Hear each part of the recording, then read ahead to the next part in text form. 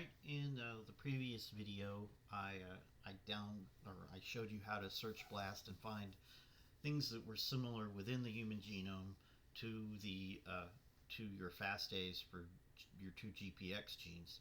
What I'm going to do here is we're going to use something called YAS, and I actually went ahead and downloaded the long sequence that we looked at in the previous video, and I've named it BRCA. So here it is. This is the remodeling complex reference sequence gene on chromosome 6. So here it is, and supposedly it has some similarity to a GPX8. So I'm going to analyze this with YAS. So YAS, here is the website. I'll put that in the announcement on it on how to get to YAS and the web server. So what you do when you use YAS is you are going to choose the file. So I'm going to choose a file, and I'm going to choose the human GPX8 FASTA here. Alright, and so now you see that here. And then the other one I'm going to choose is this one I downloaded called BRCA. It's pretty large, but you could have cut and pasted sequences in, but you can just choose the files. And so we're going to scroll down here, and it says choose species database. We're not going to actually do that. We're going to just go to YAS here and run YAS as is. We do have to make sure that let's see, we do have to select here.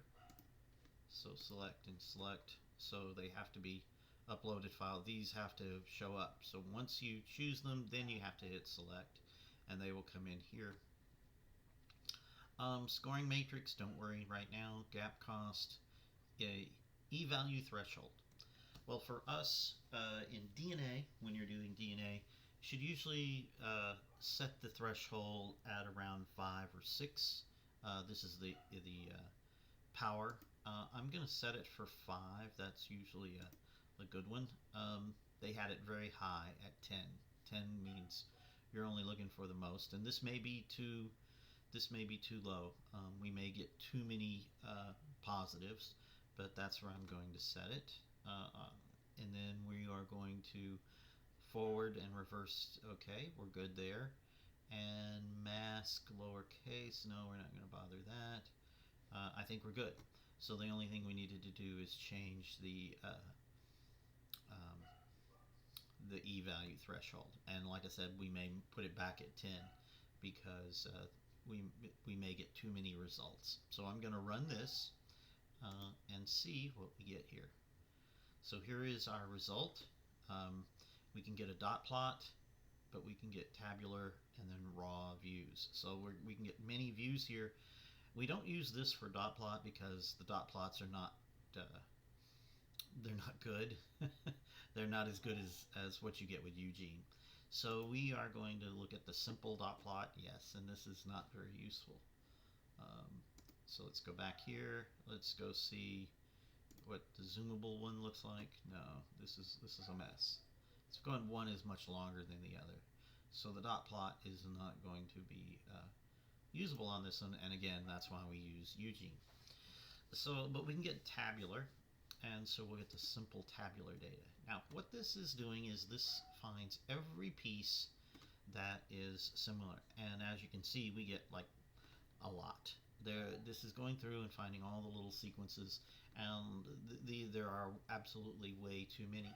This is showing you the length, so there might be this piece that's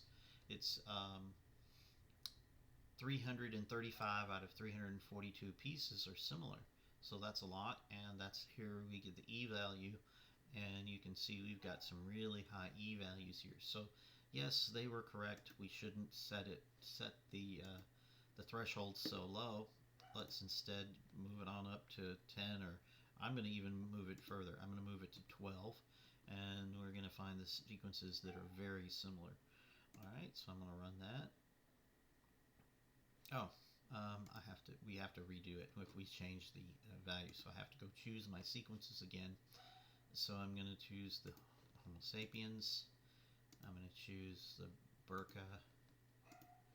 I'm going to go select, select. We're going to scroll down, and we're going to set this now to 12. That's really high, but hopefully, apparently these are very similar, which is really interesting. Alright, so we're uploading, and here we go. Now, we know the dot plot isn't going to come out very well, but the tabular data, still we get a lot. And we can see that there are quite a few sequences that are similar. There's a lot going on here. This really is very similar to your, and notice it gives us reverse too. We might be able to take the reverse off, but there are sequences going on. So what this tells me by looking at this is that these two sequences are probably, one is a duplication of the other one. And I suspect the GPX gene is the newer one. And this particular gene has probably hybridized with one of the other GPX genes to create a new gene that has the regulation of this BRCA gene, but it has the functionality of the GPX. So these two probably, there were DNA mismatch. Things go wrong. Pieces of DNA get moved around. There are transposons, etc. And I suspect that what has happened here, that a piece of one of these genes has inserted into a copy of a GPX. The GPXs seem to make copies a lot. So there was a copy, and maybe in the whatever process caused the copy, we also got the insertion of an ALU element that had picked up some of this BRCA gene, and it got inserted into it. And so realize there are processes within your genome that allow the kind of mixing and matching of genes, and one of those is something called transposable elements. And in humans in particular, there's a transposable element called an ALU element, ALU, and they tend to insert into that region of before genes that we call the promoter region, and into enhancers, and they tend to kind of mix and match a lot of regulation, and they alter the regulation. And this is actually considered bad by most people because it does cause mutations, and it causes mutations in the regions that regulate the genes. And we've talked how this leads to disease, but this is probably a method for us to get variation in our genome so that we are different and we can adapt to our environment more quickly. We increase the diversity of human gene regulation, if not of human genes themselves. We've talked about this definition of a gene, then at least in the regulation of the genes, because the ALUs like to jump into the promoter region. And I suspect that's what's happened here. We could do more analysis and find out for sure on that a little bit beyond this class. That would be like a project that you would do for a more advanced class. But I wanted you to do this. So what I want you to do is do this with your genes. Raise this up high enough so that you get fewer than this. I'll go ahead and do it a couple more times so that we get the absolute most similar. So how are we going to do that? Let's see here. I'm going to have to do another. We'll select, and we're going to bump this up really high. Let's try 30 and see what we get. We should get much less or fewer results. We should get fewer results when we do this. Let's see here. We go to simple tabular data. No, we still get a ton of results. This is just very similar, so that's what I'm finding. So I'm going to look at a few of these. So we're going to click on one of these, and we see we get our blast kind of review. It gives us the places where they're similar and where they're different. So you can see here's a T and a C. where the solid lines are, they're still the same.